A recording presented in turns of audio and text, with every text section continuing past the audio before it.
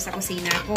Ayan, gagawa tayo ngayon ng mango float. Ayan, mango float. Ayan, ito yung ating mango. And then, this is the nestle cream here in United States. This one, we need to use these 3 of them. Ayan, ito yung isa. And then, 1 condensed milk. And then, guys, we don't have gray ham. That's why I use the Marie. GOYA Marie. This one. GOYA Marie. Ayan, guys. And then, we need to slice the mango. Ayan, guys. We need to start now.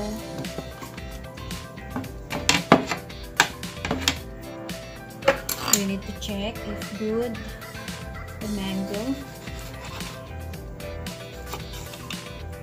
Ayan, napakahinog na.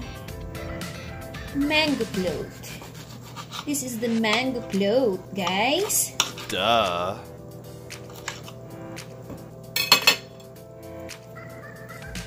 And guys, we need to start na. Slice natin yung mangga natin. Like this lang, guys. Depende, guys, if you want the cubes like cubes nyo, but for me, I like this one.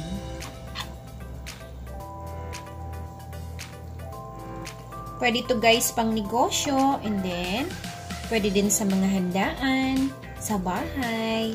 Yeah! And, see? Buo natin nakuha ang ating mangga. And then, ito pa.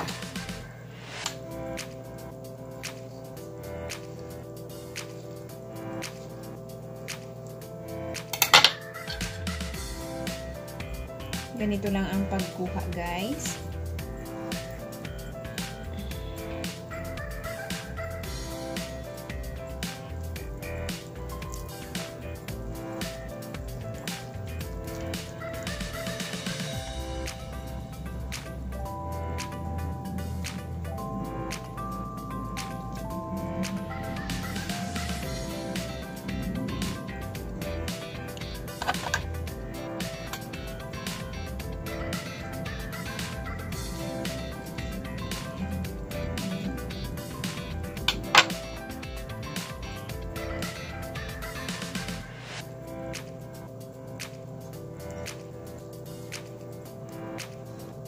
It's done! Guys, mag-start na tayo. Ito na yung aking mango. Ayan, nakumix na si cream. Open na natin.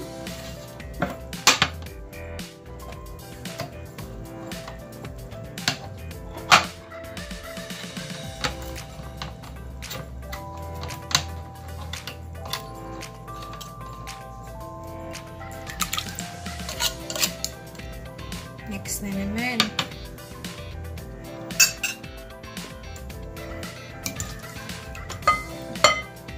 Hello, guys.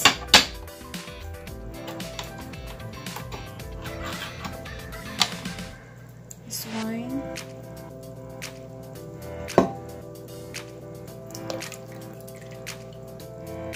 Yung isa. Yes, the cream.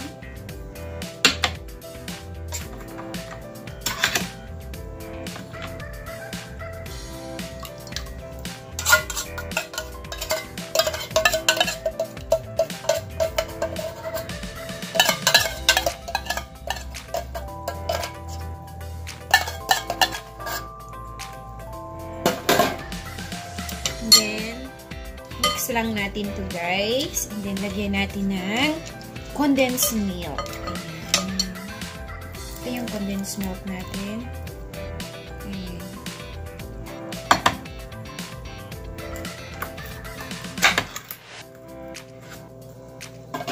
Ubusin natin tong isa.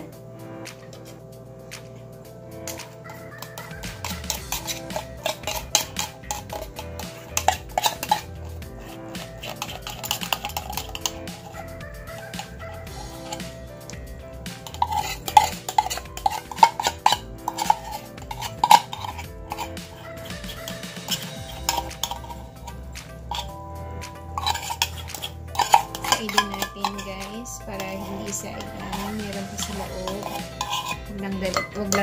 Wag lang isama yung lata. Yan, mix natin. I-mix natin.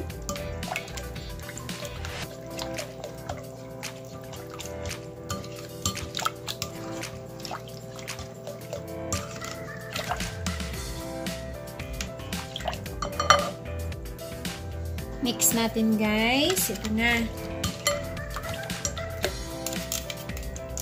Tikman nyo guys kung yung yung tamis niya is tama na sa inyo. Sa akin, natansya ko na yon. Ayan, gagawa na tayo. Okay. The mixture, it's already done. And then, this is the mango.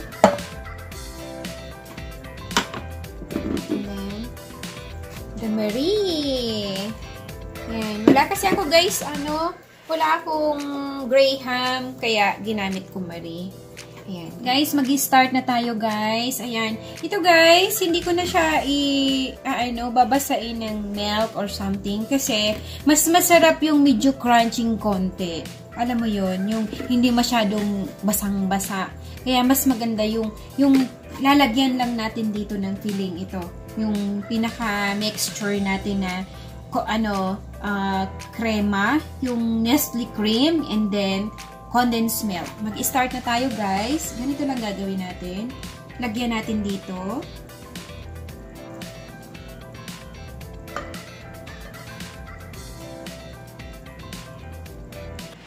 Lagyan natin sa pinakababa. Ayan. Basain natin siya na matakpan lahat yung nasa ilalim niya. Ayan, ganyan lang. Pwede to guys pang negosyo. Ayan. Masarap to guys. Ngayon, parehas naman yung guys, yung pinakano natin, Graham biscuit. Ayan, ito ang gagamitin ko ngayon, Marie. Kasi wala ako nung Graham. Ayan. Ito. Lalagay ko dito. Hindi yata yung position ko guys. Ayan. Dito ko ilalagay yung talaga. Ayan. Para kitang-kita nyo kung paano ko gawin talaga siya. Lalagay ko siya dyan. Pupuniin ko lang siya. Ayan. Punuin lang natin. Kasi maa-absorb naman ng biscuit yung ng Marie yung pinakalinagay natin na krema. Ayan. Paikot na siya. Lagyan natin sa gitna.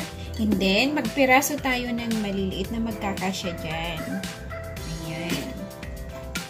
So, magkasya siya.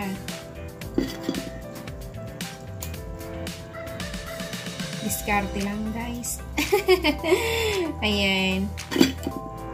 Anuhan lang natin. Punuan lang natin hanggat kaya natin lagyan. Ayan.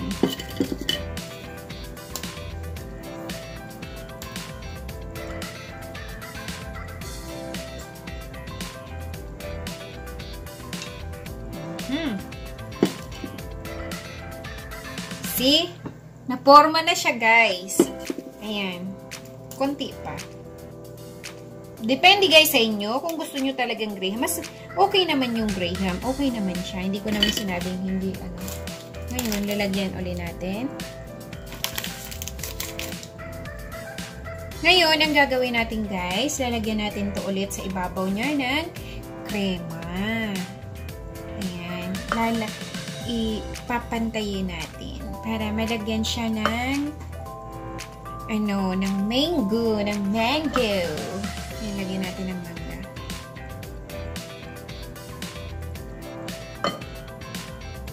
Madali lang guys gawin.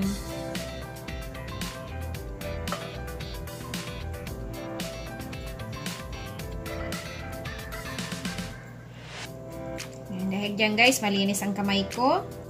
Yan. Lalagyan na natin siya ng mangga. Ito na yung mangga. Lalagyan natin siya. Depende sa inyo guys kung anong gusto nyong design.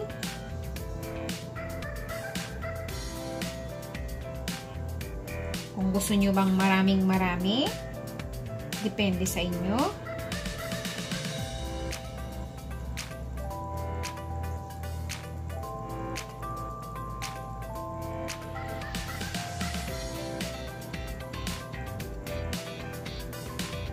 First layer pa lang yan, guys.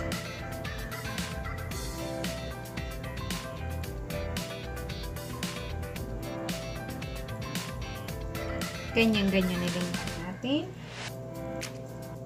Maliliit.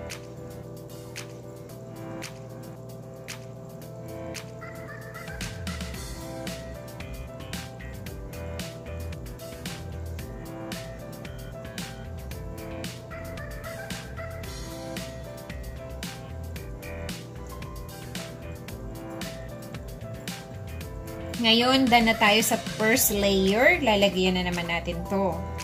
Lalagay naman natin dyan.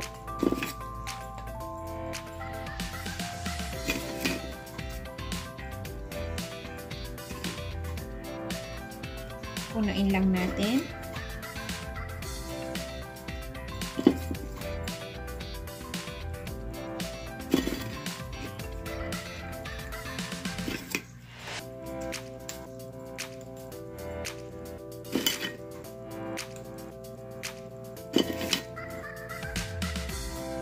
Dahil dyan, kalahati na lang ang ilalagay natin.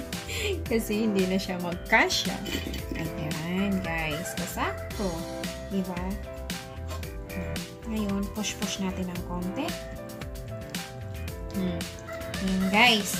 Okay na. Ngayon, pwede natin takpan yung mga gilid-gilid niya. Para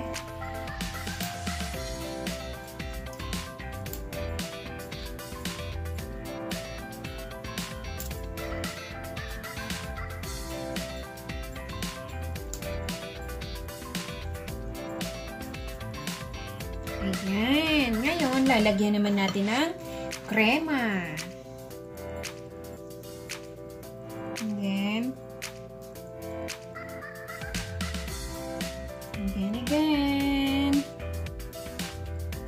Ulit-ulitin lang natin, guys. Hanggang mapuno na siya.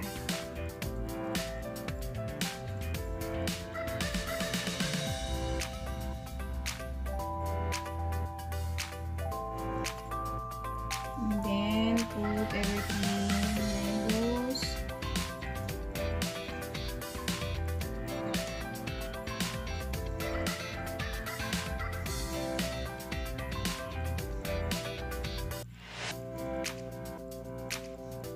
Here.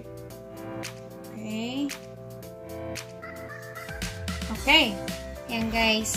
And then, we need to put the Marie. Yan. Push a little bit.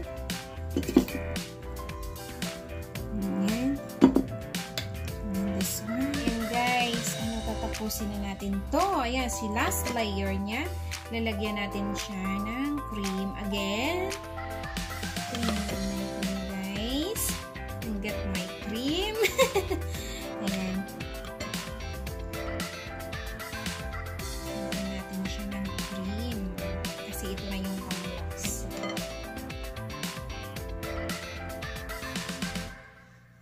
Diba, ina-absorb na siya. Ngayon, ilalagay natin itong lahat na cream. Diyan. Saktong-sakto yung gawa ko, ha.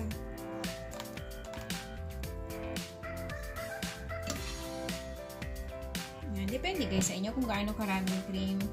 Yan, ito kasi saktuhan lang to, guys, talaga yung ginawa ko.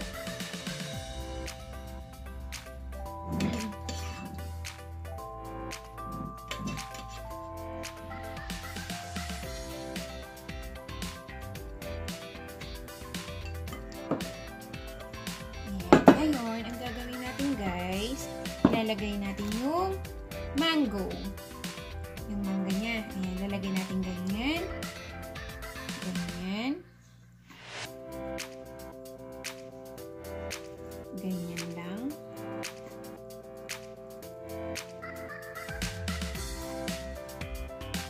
Uubusin natin yung mangga kasi ito na yung leftover niya. Oh, just ayan guys, ipagpapatuloy natin yung paglalagay ng mangga. Pagpatuloy lang natin. Lagyan mo lang siya ng lagyan. Hanggat mapuno siya. Depende sa inyo guys kung gusto nyo maraming mangga. Kasi ito yung leftover ko sa mga layer na nilalagyan ko. Maraming natira. Kaya ibig sabihin, mas marami tayong ilalagay. Naman.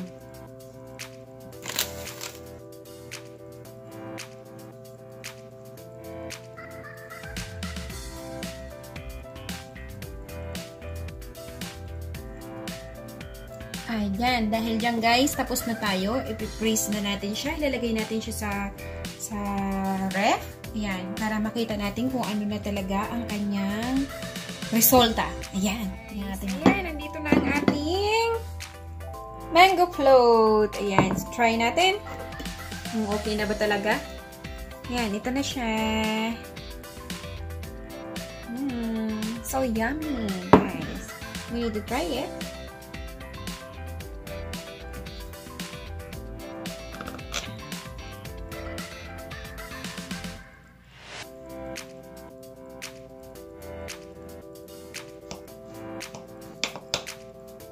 Dahil dyan, kukunin natin siya, guys.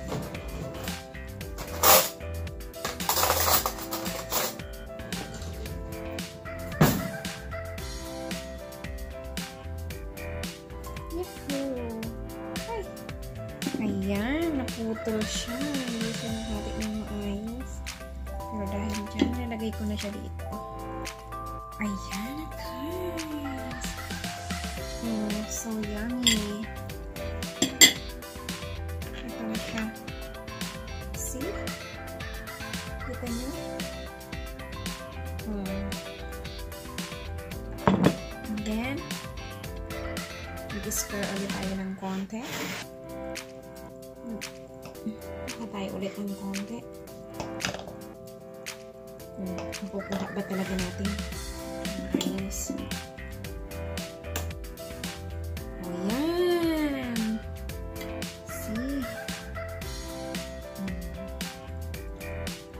Nakuha natin ng maayos. Ayan guys, yung mango float natin. Ayan, nag-slice ako ng konti. Ayan siya, creamy. Ayan ang maganda. Ayan ang masarap talaga. Ayan guys, in-slicean ko. Ayan yung ilalim. Super creamy. Ayan siya. Mango float.